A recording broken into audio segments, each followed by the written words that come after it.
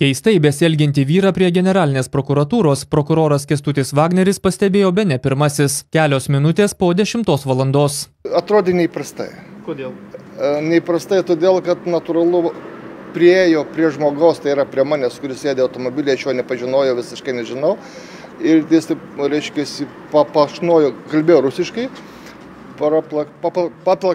paplakšnojo man per petį, sakė, mes jūs mylim, bet sako, dėl visko kartame Ameriką. Ir kažkaip praėjo pro šalį toliau. Tai čia buvo 3 sekundės. Prokuroras sako, nepagalvojęs, kad keistuolis vėliau galėtų bandyti veržtis į prokuratūrą ir sukelti pavojų jo kolegoms. Kai pranešama, nestabilios būsenos 25 vyras mėgino patekti į saugomas prokuratūros patalpas. Čia prie lifto jis susigrūmė su apsaugos darbuotoju ir keliais prokurorais. Na, jis toli nenuėjo, čia vos keli metrai, viskas įvyko štai čia prie tų liftų, bent jau tas sulaikymo momentas, iki kur jis sugebėjo nueiti, tai yra peršokta tą barjerą sąlyginiais ir prasidėjo susidūrimas, susigrūmimas.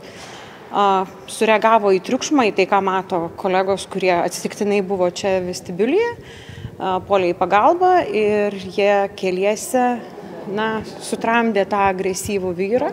Agresyvų įsiveržėlį prokurorai tramdė pasikeisdami. Tas skaičius, kiek žmonių buvo sulaikantys, nuolat kito, nes vieni pailso pasitraukė, nes iš tiesų grumtynės vyko įnirtingai.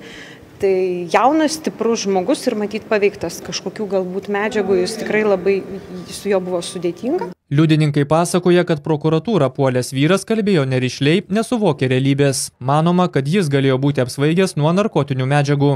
Suprantat, gal ir taip ir buvo, kadangi jis priėjo prie manęs ir pradėjo reikšti kažkokios jausmus, lyg tai mes būtume pažįstami. Natūralu, kad situacija buvo neadekvati. Galiausiai po beveik pusvalandį trukusių grumtynių užpuoliką išsivežė medikai su policija. Medikų pagalbos prireikė ir vyrą tramdžiusiam prokuratūros apsaugininkui bei policijos darbuotojui. Kadangi jūs paminėjote ašarinės dujas, tai tie 2 asmenys, kurie dalyvavo sulaikyme minėto asmens, tai medikai konstatavo akių nudegimus dėl dujų.